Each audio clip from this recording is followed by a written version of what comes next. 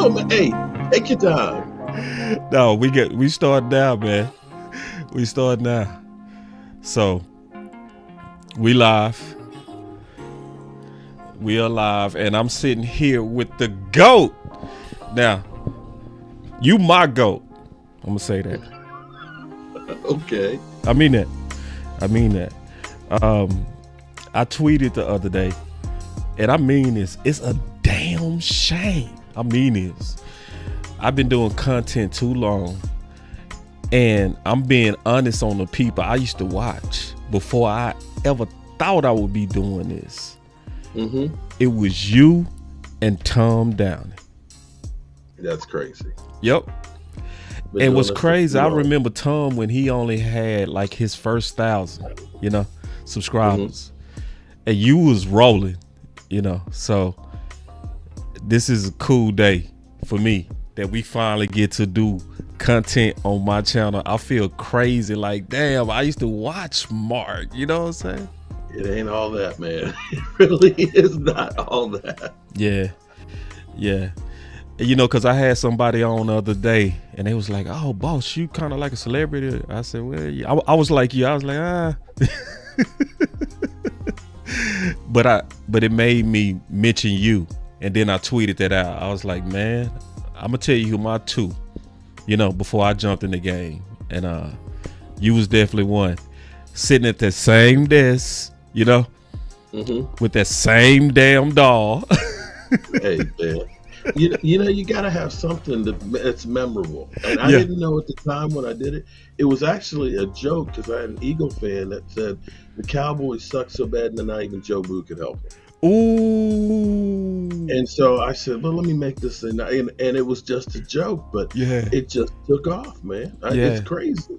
Yeah, and see, it's super creative because people don't know where Joe Boo came from. I know where it came from, that baseball movie, Major League. Yeah. Major League. That Joe Boo was real. He said, "And if Joe Boo can't help me, then F Joe Boo." Yeah, hey, hit the nail on the head. Hey, Mark, and then what's crazy, BossCowboySports, you know where that name came from? Where'd it come from? So I've always been called Boss when I was growing up. It used to be called Slide Boss. That's what they used to call me growing up, Slide Boss. Right. So when I was doing content for the first time, the very first show, because West Coast recruited me into the space, right? Right. He said, "Where can they find you? And what's your name?" He said, "Don't give me your real name because people gonna be looking you up when you do this." I should have learned that a long time ago. And that's what happened to you now. West Coast gave me some game. He gave me some real game. And I said, Boss Cowboy. And that's where it came from. Yep. Yeah, man. But see, when I started doing this, it was 2016, and it was basically me. It was Law, and it was like Vosh Lombardi. The Cowboys didn't even have a YouTube site and stuff like that. Wow. And nobody, I never thought that it would grow that much, man, but to be where it is now, and now YouTube is taking over. Yeah. Yeah, man. All right. And so we waiting on the OC. I just wanted to talk about a little bit of history that I learned today. I didn't know you played with Charles Haley. Yeah, man. I went to JMU way back when JMU was really in its infancy in football. And Charles was a nut back then. But I'm serious, man. I'm going to tell you how bad Charles was. See, when I see players today and I see practice, it doesn't seem like football. We had a practice where, we were live. There was none of this bullshit, no pads. We had 20 padded practices for spring football. Yeah. But I remember we had this practice. It was about 95 degrees on the turf, and we had an old school turf that was hard as bricks.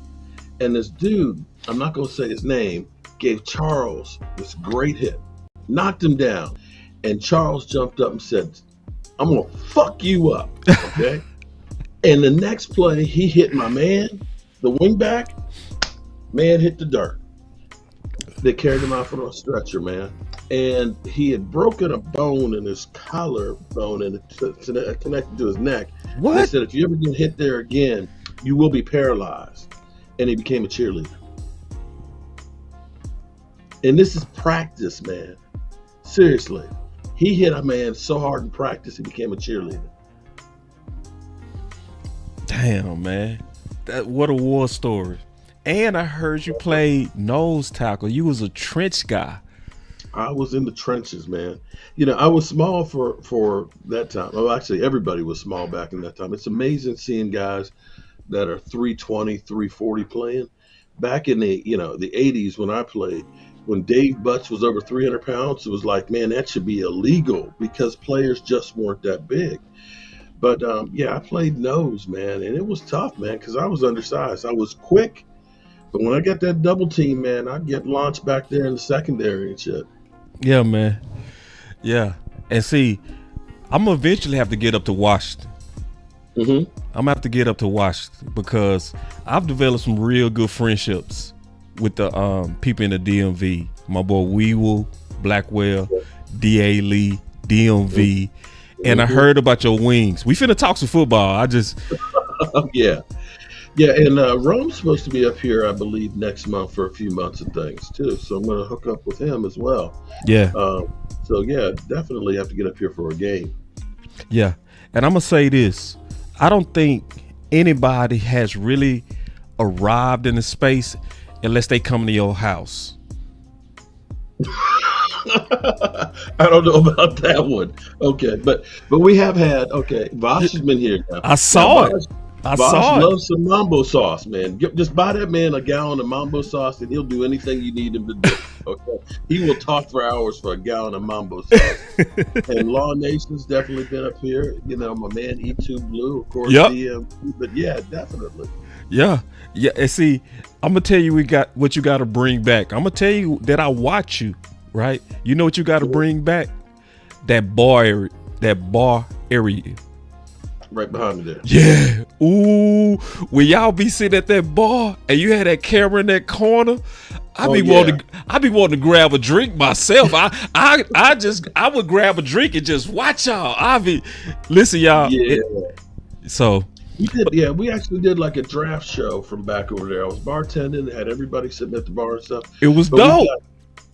We got a 70-inch and a 65-inch TV and a 42-inch. So, sitting around through here watching the games and stuff, everybody's been kind of hanging around through here too much. We haven't been using the bar too much, although the Cowboys got me drinking. They really got me drinking these days. Let's talk some ball then. All right. So I want to know from you. Okay, now I'm gonna be real with you. Let's do it. I lost my father-in-law a month ago, and then lost my dad last week, and I just have not had time to really focus in on the drafts, the prospects, or anything like that. So I'm flying blind with most of the players and stuff, and that's where I rely on you guys, Bosh, and Law, and you as well as others on the prospects. But I want to know from your opinion. I feel like the Cowboys are doing things differently with Brian Schottenheimer than they did with Mike McCarthy. Yeah. I almost feel like they respect him more and want him to succeed more than Mike McCarthy. Am I crazy, or am I just falling back for drinking the Kool-Aid again? They definitely, in my opinion, doing a couple of things different, right?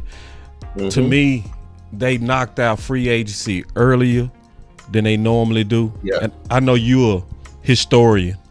They usually do most of their shopping week 3. They actually did most of their shopping week 1, so that was different. Yeah. And I also think the other thing is different is they started talks with their best players early, yes. So when you look at the moves they made in free agency, they got it pretty much out the way, so I'm not sure if they are trying to have Brian succeed more than Mike McCarthy, because I felt like Mike McCarthy was dealt a bad hand from the very beginning. The fact that they assigned Kelly Moore to him, I never thought that was right, because you had two different offensive philosophies. You had the option route digit system, aggressive option route digit system, and you had a West Coast. But Brian, it looked like what they doing better with Brian is they align the visions, So everybody that they hired, in my opinion, I want to get your thoughts on this. It looked like they really fit him and his philosophy. Well, to me, here's what I see, at least. Like you just pointed out, we got free agency out of the way earlier. And to me, it felt like they are trying to get younger guys that have an incentive to play well. Mm-hmm. When you look at typically, like last year, I remember being at training camp and then going to the Rams game. And I believe it was then when we made the trade for, Jordan Phillips. Yeah. And we ended up bringing in Carl Lawson. And, of course, we ended up getting CeeDee Lamb's contract done. Yeah. Now, in today's NFL, you only have like 14 padded practices in training camp. Right. And you have maximum one padded practice a week during the season. If you're bringing in people at the end of August, they don't have time to get in shape and to learn your system. That's where it looked like to me. Carl Lawson seemed to get his groove about, week 6 or 7.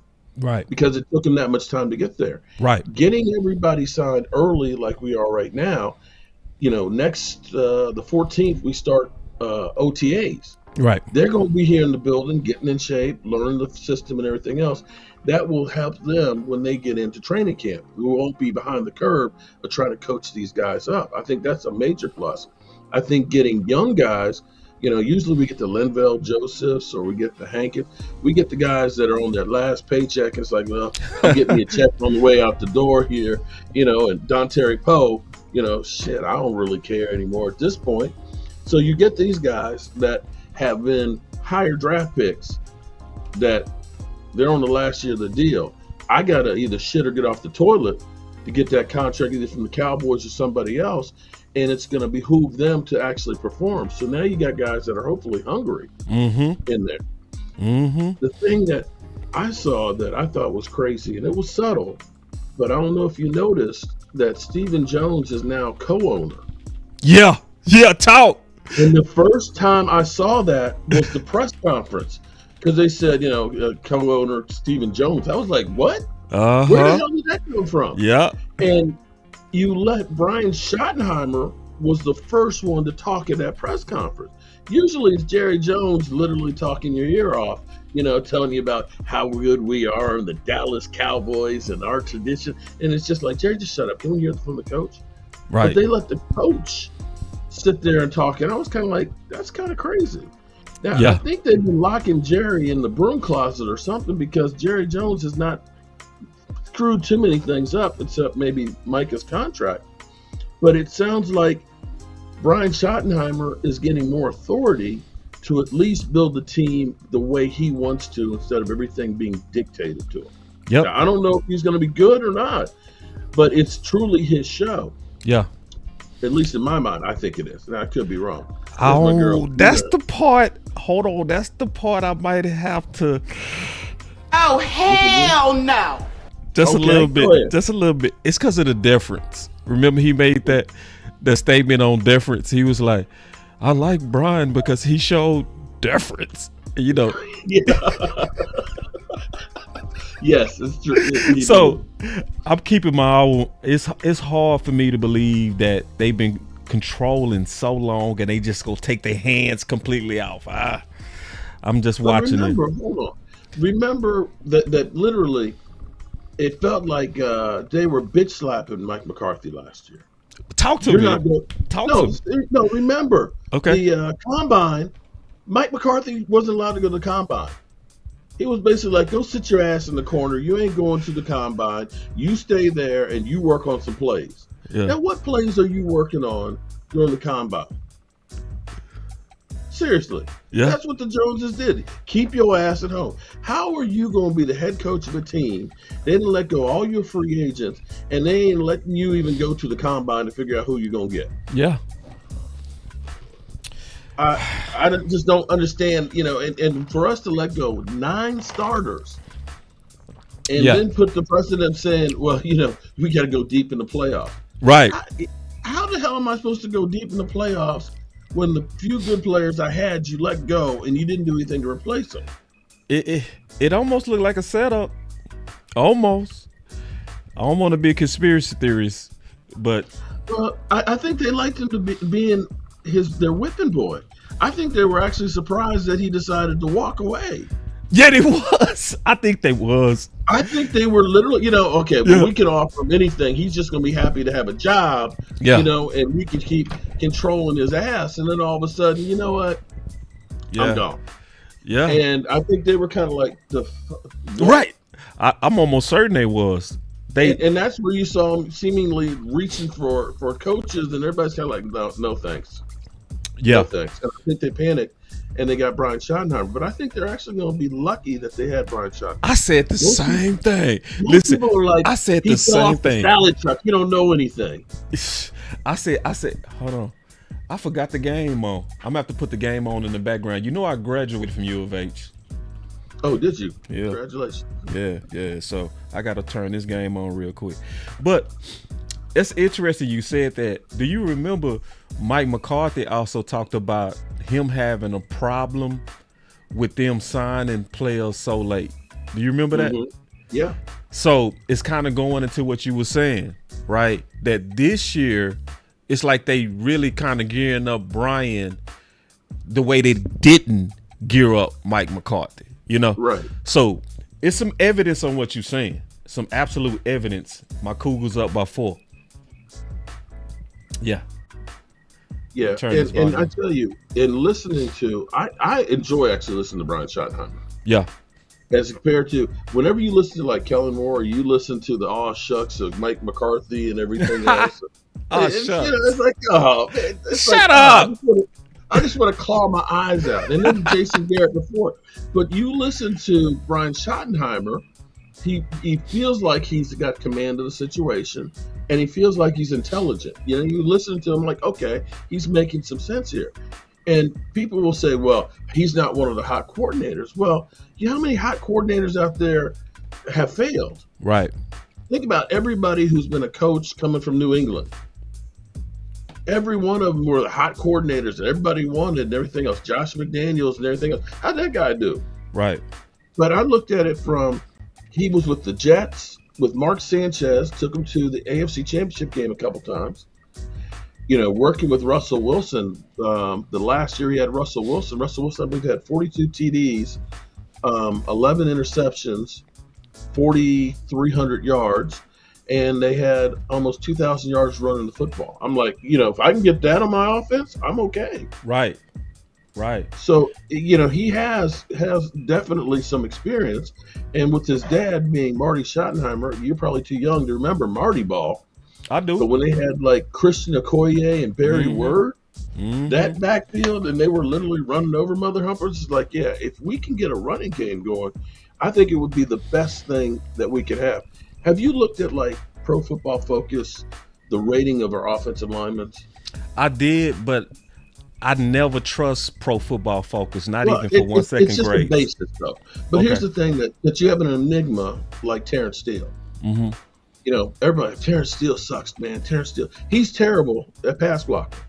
He's like 83rd by their ratings, okay? Mm-hmm. But run blocking, he's actually 13th. He's like a road grader. Yeah. And the problem with this, and if you go across the board, with the exception of Tyler Guyton, pretty much everybody else is a much better run blocker than pass blocker. Right. And when you are, as a nose tackle, I love to know that it's 3rd and long. I can pin my ears back. I can plan on doing my jab, step, and rip, and I'm shooting the gap to get upfield. But if I don't know if it's a pass or run, I've got to get my hands onto the body and read and react to what they're doing, which means, okay, now it's a pass. Now I got to try and make a move. Right. You're putting more into the equation. Mike McCarthy passed so damn much with Dak Prescott that you constantly kept Terrence Steele on an island. More times than not, I'm pinning my ear back because I'm pass rushing first and I'm run stopping second. Right. And that makes it harder for the offensive lineman.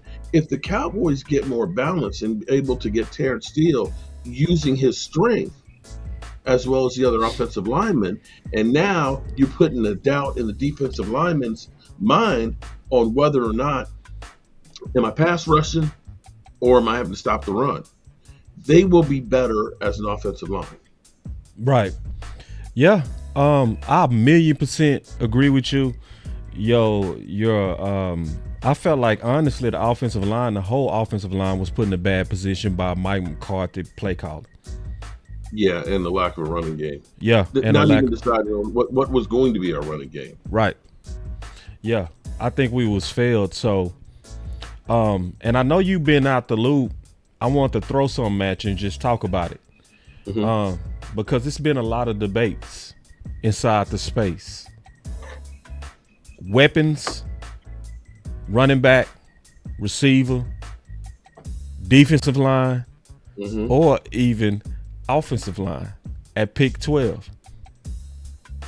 Here's what I'm going to say on this. All right. And I think it's not either or. You got to get both. You've got to get a running back and you got to get a wide receiver. Got to. And I'm gonna put that ahead of the offensive line. I know Bosh Lombardi is probably cussing me out right now. I might cuss you out, Mark. But no, here's what I'm gonna say to you. In the last 5 years, when have we had a good offensive line? When in the last 5 years?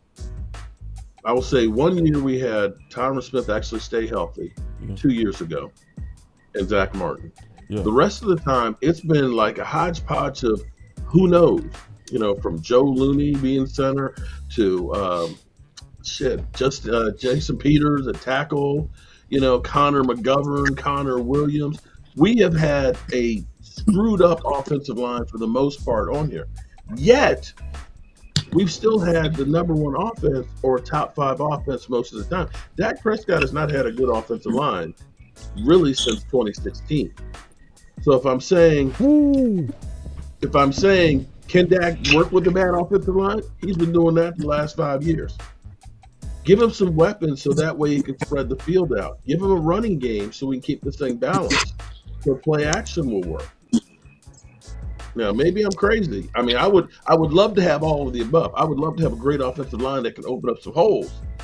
But if you don't give me another wide receiver other than CeeDee Lamb or a great tight end, it don't matter what you do with the offensive line.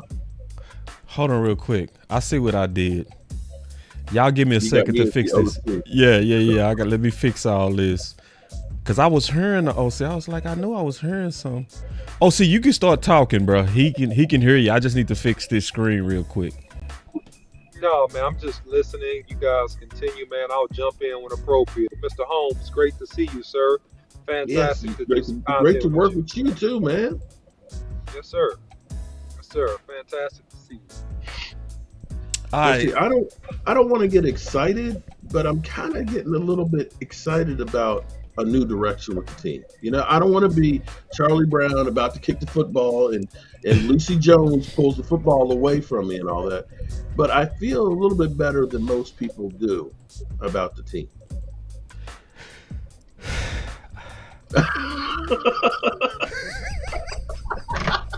Mark, I ain't gonna lie to kick it, man. I ain't gonna lie to kick it, Mark. Mark, I ain't gonna lie to kick it, man. I need to see more, man. I need to see more. No, but okay. The journey of 1,000 miles starts with the first step. Yeah. And right now, we're making more steps than we usually do. Usually, we still lay in the bed right now. Yeah. It's, listen, I'll go ahead, OC.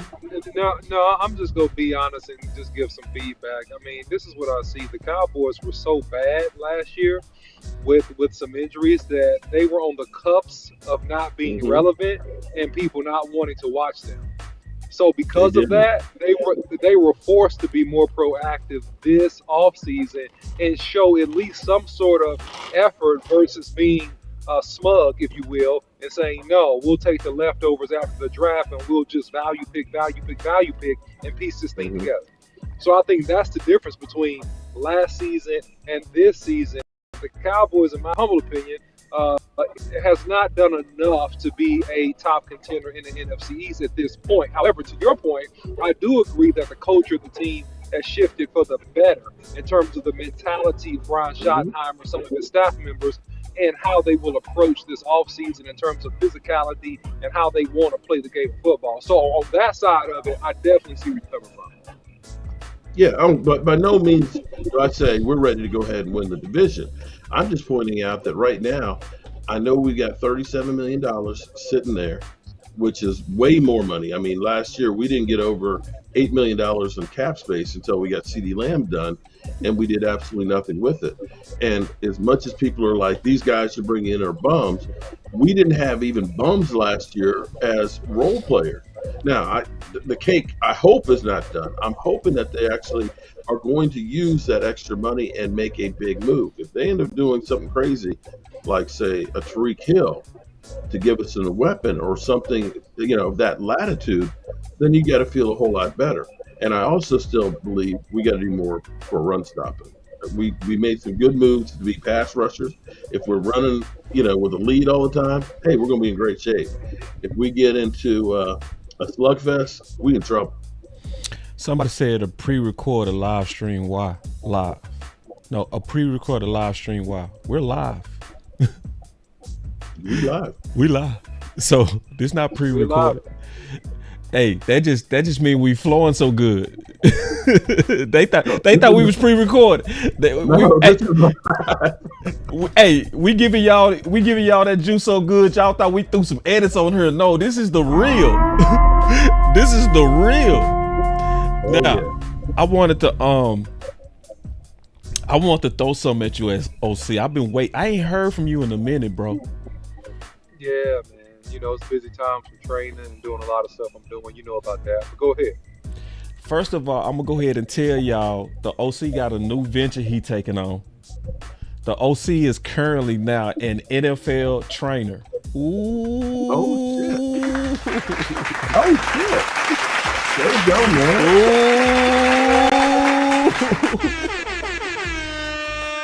Ooh, now y'all know everybody in trouble when the OC is a trainer.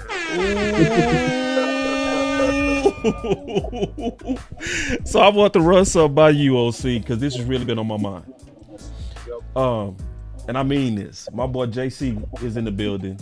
One of the real. First of all, he also said this. We gonna like this, OC. The Cougars are up by a lot right now on Florida. So come on, let's bring this national championship home, man. And we gonna go crazy if we win it tonight. So but I want to run this by you, OC. Yeah. The talk of offensive line has been picking up. Yeah. And this is something I really been want to run by you as an offensive line. I would call you an offensive line guru. I love Simmons. Yeah. I love Booker. Mm-hmm. What's your thoughts on a player like a Simmons being drafted, but also playing right guard?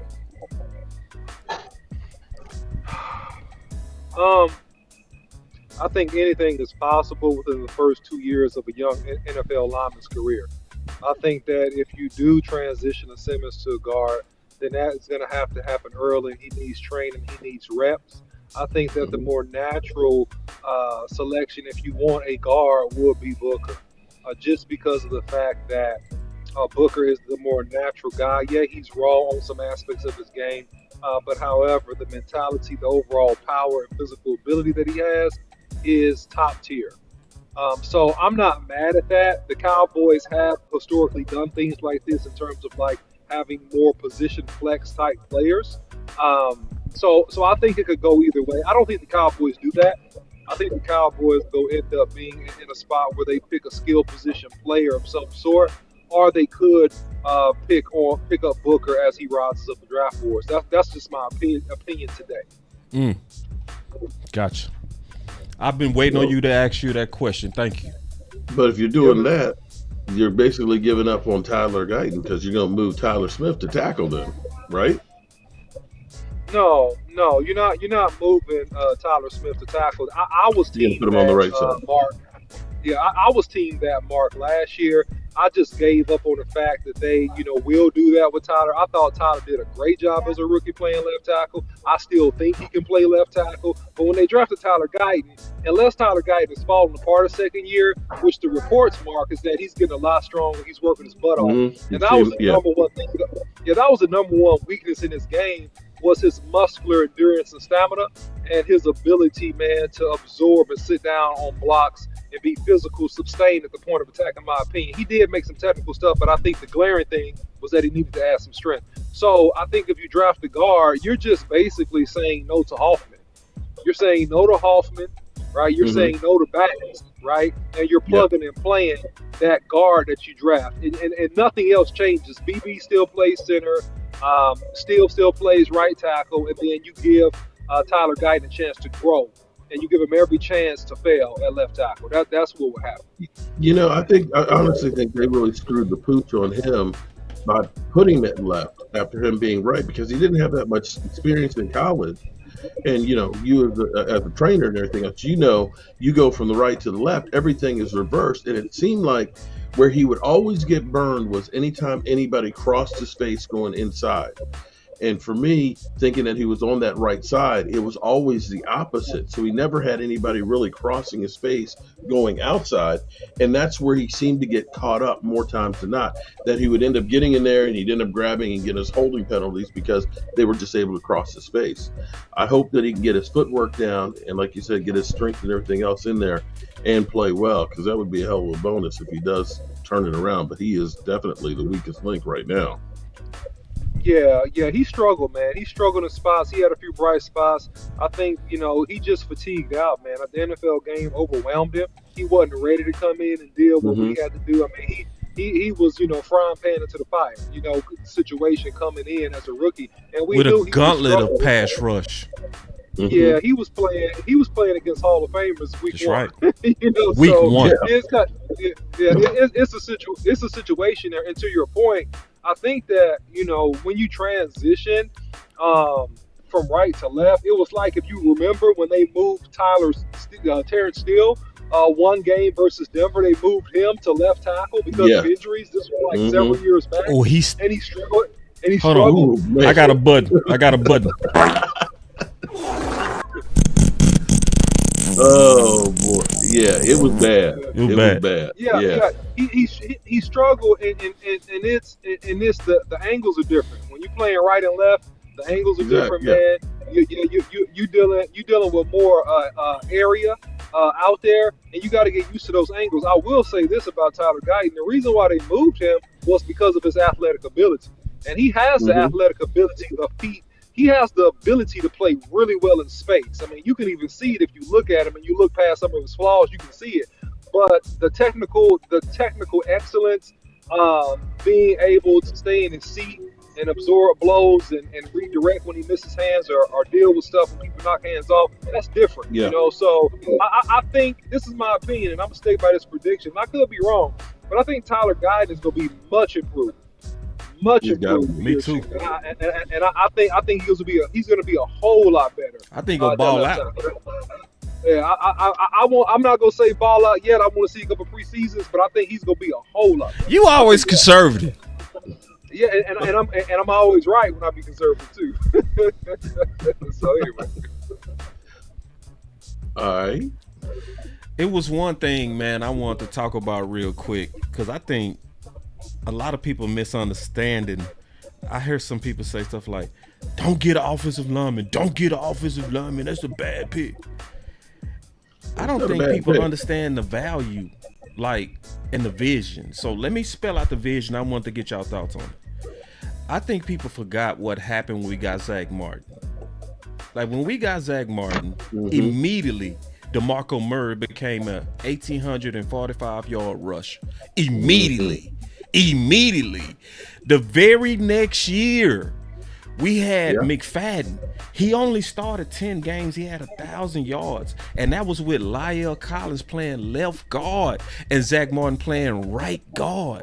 And then Zeke, he had 1,600 yards in basically 15 games. That's the power of a great offensive line. Right. So I do know yes, we need weapons, but I don't think people know how close we are at putting the final piece on pure dominance on that offensive line. You know what I'm saying? And I want dominance, and I want physicality, and I think that's what our head coach wants. What's your thoughts on that, Mark, and the OC? I'm gonna start with you, Mark. Of course, no, don't get me wrong. I want to have a great offensive line, and I want to have some weapons too. But unfortunately, we got too many holes that we're going to be able to fill in the draft.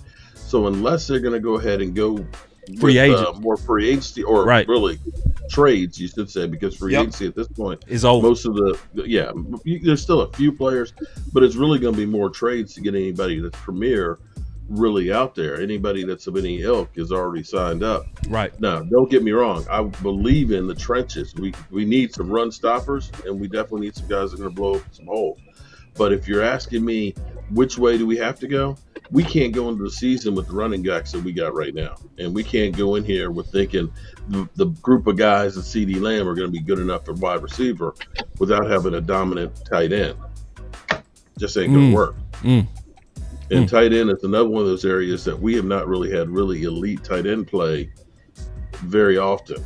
I mean, we had Dalton Schultz with that 800-yard season. We had Ferguson his second year that was pretty good, and you saw how that helped open up the game. But times before that, you had kind of the end of the Jason Witten era, and that's a piece that not too many people really talk about much that we definitely need some help with. OC. Yeah, I think that you can go a variety of ways in this draft. I think the biggest thing in my mind, that's the glaring thing, is the play and coach style of Marty Schottenheimer. So if you go back and you look at the play style and what he did with a lot of success at Seattle, what was the play style? The play style was that we were physical at the point and we ran the football consistently. And we worked play action pass and mismatches down the field. That was how he played. If you look at his time with the Jaguars and you look at how he played and he coached there with Sunshine or Trevor Lawrence when he came out of Clemson, he insulated him some there, right? He had play action pass. He ran the football with a couple different backs. He was consistently trying to run that football and get 8 in the box, and then I'm going to take advantage of you on play action. I'm going to take advantage of you with one-on-one matchups. So I think that his play style and his coach style doesn't all of a sudden change. I think that he's going to have some of that same color in terms of what he wants to do here. So I think that going offensive line wouldn't be a surprising thing for me, but it also would be surprising if they wouldn't weapon because of the state of the view of how the Cowboys are and the fact that we haven't done much to address running back our weapon because we didn't want to pay a lot in free agency. So I could see it going either way. But if you think about the play style and the coach style of Marty Schottenheimer, you got to consider trying to have a dominant offensive line in terms of what he might want. I want to push back just a little bit, respectfully, because obviously both of y'all are, old. Respect it. Push back. Respect it. So that's why I say I want to respectfully push back just a little bit. I remember I told Brian Brothers, they're like, you don't have to be respectful. I'm like, God damn. But anyway, what did I notice last year is that the rookie backs, they didn't outperform the vet backs. Are we counting out Sanders and them too fast? You know what I mean? Because looking around, like all the rookies that was drafted to compete against a vet back got beat out. Every one of them. Not every one of them, most of them. You know what I'm saying? So could that happen? It could happen, boss, because going back to Seattle, after beast mode, he had 2 no-name backs that both rushed for 1,000 yards. That's facts. That's right. He had two guys. He had 2 guys that's not even in the league no more. These guys are considered no-name, and these guys quietly both rushed for 1,000 yards. So, but to do that, boss, you got to be strong up front. To do that, you got to be strong inside. Oh man! Wow. You definitely got to be strong inside, but you also got to be able to stretch the field out too. Right. And able to got back at the point, and you got to be strong and dominant on the inside zone. And I think that's what he wants to do: lead ISO, go do some mid zone, outside zone, and some power football. He will play action off of that. And not that that's what that's not the only thing he's going to do, but I'm just giving you like very basics in terms of I think what his approach may be. Yeah, and so also just real quick, I started the show giving Mark Holmes my flowers. You know, no Diddy, pause, anything you want to say, you know what I mean? But I know me and you talked about Mark Holmes. Hold on 1 second, boss. Flip off of me real quick, all right? Okay. So when he come back, I wanted him to give his thoughts on you, Mark, because we've talked about you privately. It's good. Listen, we ain't backstabbing you. I got a lot of people that hate me out here, man, and I don't know why. What's up with that, man? Why you know why? You got your real name out there. That's where you messed up. See, I should have talked to West Coast, man. You know, you're right about that. They can find me. They definitely can find me and all that. But to his point too. Here, you know, you can either set the pass up with the run, or you can set the run up with the pass. Yeah. And see, you know, for me, I am Mr. 12 personnel. I love me having two tight ends out there. Okay. You know, if you could get Schoonmaker started coming along a little bit last year. Talk to him, Mark.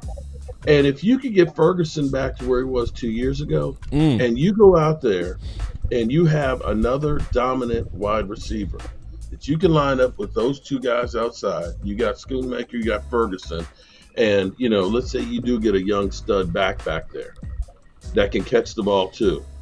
All of a sudden, they got 8 men in the box. You put him in motion and have him going outside. You got 5 receivers out there that can flood it with the 8 men on the box that can't cover. And you've got now the advantage. If they don't put 8 men in the box, then go ahead and run the football. And see, this is where you're going to be able to start playing those games where you can start getting mismatches.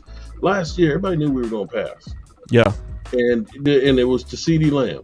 We couldn't get any kind of separation. We couldn't get any separation at all.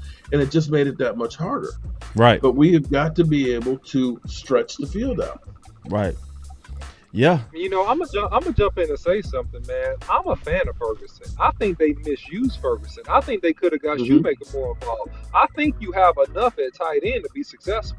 I don't think you have to be world class at tight end. I think you need to be good at tight end. And I think we have 2 good tight ends. I think if they're used appropriately, that's one critique I would have of Mike Mike McCarthy is that, man, he could have used and got Ferguson involved in this offense a little bit more. Now with the injury to Dak, when that went down, that hurt Ferguson's productivity. But he was always Dak's safety valve his first couple years in the league, and I think that he can come right back up to that productivity level. That's what I think. Real quick, somebody named CJ the original said, "I'm late to the party, but OG Mark Holmes, the reason I show my ass on this internet." Him and Law helped me into the Dallas Cowboys family. Oh shit, man! Y'all putting too much pressure on me and stuff. Man, we putting pressure on you, man. We putting pressure on you. And see, and I'm glad he said that because I want the OC to talk about his thoughts, because I know we talked about you in private before. What's your thoughts on Mark Holmes and just like? Well, Mark was one of the first guys that I watched, you know, and this was like years back before we got started. And so Mark has always been kind of a standard setter, man. Him and people like Law Nation, man, the guys that have been in the game for a real long time, that when you wanted Cowboys content and Cowboys insight, man, you would tune into them. So, man, salute to Mark, man. Mark has been at it, and much respect, does a great job. And, man, just happy to get a chance to talk to you a little bit tonight. Yeah. Man, I appreciate the love, man. This, you know, I definitely can use it this week, man. But I appreciate the kind words and everything else, man. Yeah, man. And prayers to you and your family, man. You know. Thank you very much on that. Yeah, absolutely. So obviously, you know, and I could tell you feeling real good right now, Mark, about what's that background noise coming from? That's not me. It's not me. Hold on. I hear music. Yeah, I hear it too. Yeah, that's not me though. Do you hear it? I hear it. I don't hear it. Is it me? Real quick before I go, chat. Can y'all hear that? I heard it's annoying. I heard a little click, click, click. Yeah, it's a Is that click. what's up? And see, I just turned my volume down, so I know it ain't me. Hold on real quick. I know how to figure it out who it is, though. So it's not the OC. It's Mark. It's me. Yeah. Yeah. So when I turned you off, watch this. It goes away. It's a rattle. Yeah. So OC, man. Yeah. Why he trying to fix that rattle? Oh, You man. still got it? Yeah, I still hear it. It's coming from you, Mark. See, every time I turn you off, it goes away. Okay, hold on. Make sure I got nothing else on it. And it just came out of nowhere too, about 3 minutes ago.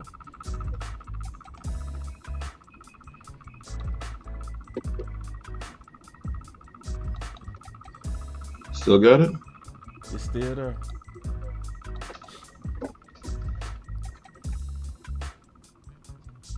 Okay, it got better. Whatever he did, it got a little bit better. That It's it? louder. It went It's down louder. and it went back up. Okay, hold up. All right, we gonna figure it out, man. We got one of the goats on, man. Okay, we're gonna switch spots. What we gonna do? See, I knew he know. Listen, man, Mark know how to fly a plane. He a vet. You know what I mean? OC, it's on me and you for right now. Yeah, it's all good. So OC, man, going into obviously the draft in 2 weeks. Yeah. So yeah, the draft in 2 weeks, man. What's your thoughts on Dallas so far? Be honest. The Cowboys are in a position they've been in, I think, the last few years. They need to have a good draft to strengthen the team and to fill gaps offensively, whether you talk offensive line, whether you want to talk running back, whether you want to talk weapon, whether you want to talk, even linebacker or DB. I don't think they should draft a defensive tackle in the first round. That would be the thing that would make me the maddest. If you drafted a defensive tackle in the very first round, I do not want to see that. That's my personal opinion and viewpoint. Ooh. But I think that the Cowboys, because I don't think anybody in this draft is going to be ready to come in and have an instant impact. I don't think that. I agree. I think they're going to need time. They're going to need time. So that's what I say. But I think the Cowboys are going to do what the Cowboys do. Ultimately, the Cowboys will end up going best player available. And we know that the draft, is a game of runs, right? Mm-hmm. Who's the first run on position? Will it be a run on offensive lineman first? Will it be a run on wide receivers first? Like, when is the run going to come? And whenever and however that run comes will determine how the Cowboys respond and kind of what they do based upon, how they have these guys slated. So that's what I think. Agreed. Cool. So you fixed it, Mark. Whatever you did, you fixed it. Yeah.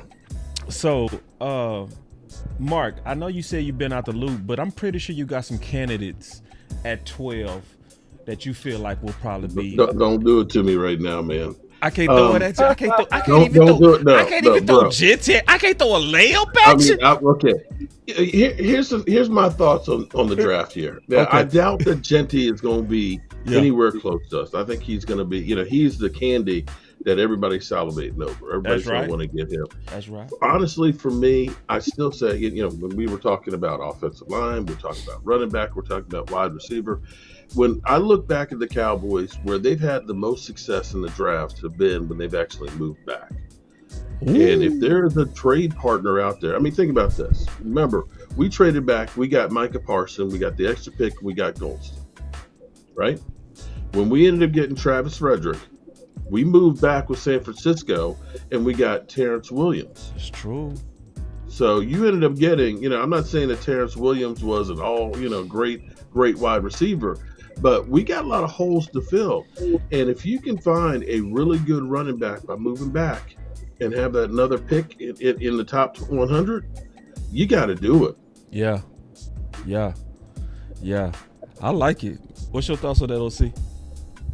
Well, you bring up a heck of a point about moving back for more draft capital. So that's really good, Mark. I think that I can't say nothing about that point. I think that, yeah, if you can pick up like a second rounder or you move back and you pick up another player at the bottom of the first, some type of way, I think it would be worth it. Yeah, I think it would be worth it. So I'm going to second your thought. For the right packaging, for the right deal, I'll second your thought on that. Well, see, if you look at it, do you see a big difference between 12 and 20 in the players that are going to be there? No, I really don't. No. I really don't. Where it behooves you. I mean, I don't see it unless somebody like Jenny is falling and everything else. You're probably going to get a player of the same ilk if you end up moving back to 15 or 16. Yeah. I'm a little bit afraid to move back for one guy, though. Y'all go hate it when I say it, but I don't care what y'all think on this. Okay, well, I'll put it in here this way, too. Not you, Mark. Well, no, but remember now, last year we moved back with Tyler Guyton. And some people will say, well, maybe we shouldn't have drafted Guyton. But you look at what we got out of Cooper Beebe. Yeah. Think about that. You got Cooper Beebe when you moved back last year. And I look at him and say, he's going to be our center for quite a while. What you got out of the package with him, you did really good with that. Right. And if you can get Guyton to become something this year, man, you start home going. Run. That's right. That's a pure home run. See, OC, I want to run something by you, man. Yeah, talk to me. I'm at the point of the draft where I'm starting to look at all the boards, right? Yeah. So Booker is now on most boards around 25. Yeah. I know me and you was on pick him at 12, right? Yeah. Yeah. There you go. There's your trade back. I was thinking potentially trade back, but I was also afraid of getting cute. Because remember, Gibbs was rated, 29, and he got picked at 12. Yeah. Yeah. It was a good pick. Yeah, it gets dicey, man. It's like, what's your evaluation of, if you're looking at Booker as an example, what's your evaluation of him, right? Is he your number one guy? If he's your number one, the top guy, man, don't move back. Take him. Right. Right? So Gibbs was that team's number one guy. So they didn't move back. They took him. Right. So you got to put it like this. Every team has to be convinced in their own mind. All right. I love it. And I think that it's where you got him. If you feel like I can live with him or live without him and get more draft capital, well, that's fine. Move back. But if you don't, man, just stay pat, because if he's your guy, he's your guy. That's what I think.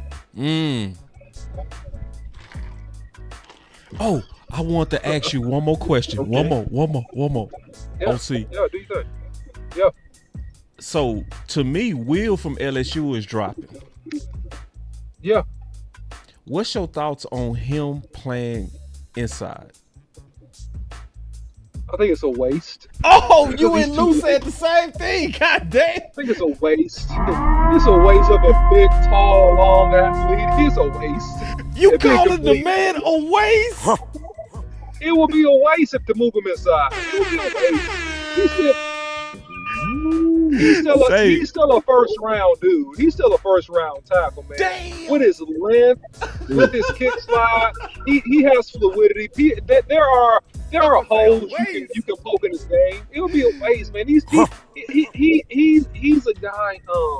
You want answers? Look, man. He's a stronger, more polished version of, what's the Baltimore tackle? I'm losing his name right now. That just signed the extension. What's his name? Oh my God, it's slipping me. I forget it. But man, he's a long, big athlete, dude. And he's a guy that if you just clean up some technical stuff, you get him some game experience, man. He's a guy that can start out there for you for a real long time. So now you don't move him aside, man. You work it out with him. Okay, man. Listen, man, you and Lou, listen, I'm trusting y'all, because Lou was like, too high. But see, that show you it's different when you talk to these offensive linemen. See, because Mark played DT, I played corner, you know what I mean? So, you know, it's sometimes I do defer. You know, I'm gonna be honest with you.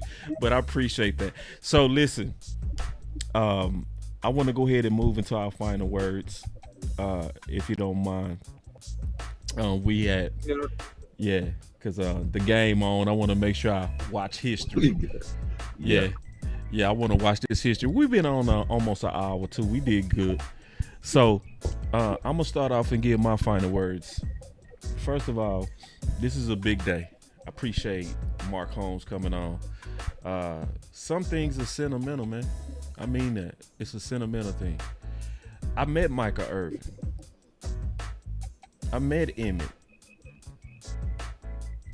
I didn't trip at all when I met them. It was like Novacek.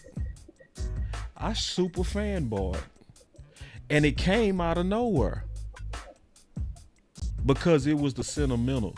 When I watched Novacek and he was coming over, I was in a tent with Law Nation, and I talked him into doing an interview. I was like, "Hey, if you come over to our tent, we can advertise your alcohol."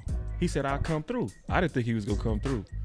Then I looked up and Novacek was headed towards me. He sat right by me, and I just melted in my chair like a fanboy. and listen, Mark, it came out of nowhere. You know what I mean? So the fact that Mark Holmes is sitting right here. Oh man, come on. Man, let me fanboy for you, man. It's the sentimental. It's, you know, I know he a content creator, but I think about my kids as I'm cleaning up, and I got him on my TV. You see what I'm saying? And he right here, cause to him he being humble. He like, oh come on. But now, every one of us got somebody that we was looking at before we did it. Well, not everybody, but I did. You know what I'm saying? So I just appreciate having this moment. It just took way too long for us to do this, and we will have to do this more, Mark. Anytime you want me on, just give me a holler, man. Anytime at all, man. And I'm gonna tell you, ask DMV, ask E2 Blue, ask Rome, ask I'm just a Dallas Cowboy diehard fan that talks too damn much. That's all I am. That boy said you making Mark itchy.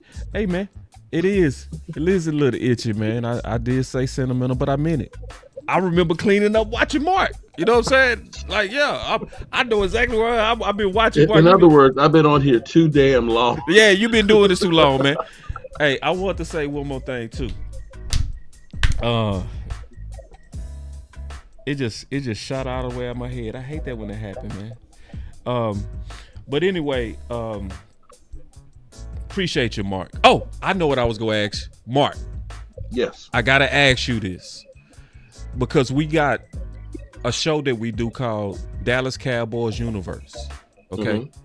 That's where we have all the content creators. Whenever they can, we'll sometimes come together. Yeah. Right. And so every one of them that I talked to picked the avatar that represented them. What would be your superhero avatar? Because I'm gonna create it. Damn. Yeah, you got. Yeah, I'm about to get back to you on that one.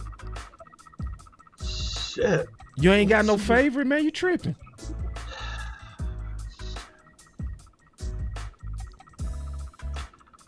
I'm gonna have to think about that one. Man, you got to. See, because Rome is the Hulk. Okay. Tuck is the Joker. Amp is the Freeze. You know what I mean? So it's some cool character. OC, I also need to get yours too. Who would you be? Yeah, man. I don't know. Make me Juggernaut. Juggernaut, that's my dog. That's my dog. That's my dog. That's my dog. That's my dog. Oh, that's my dog.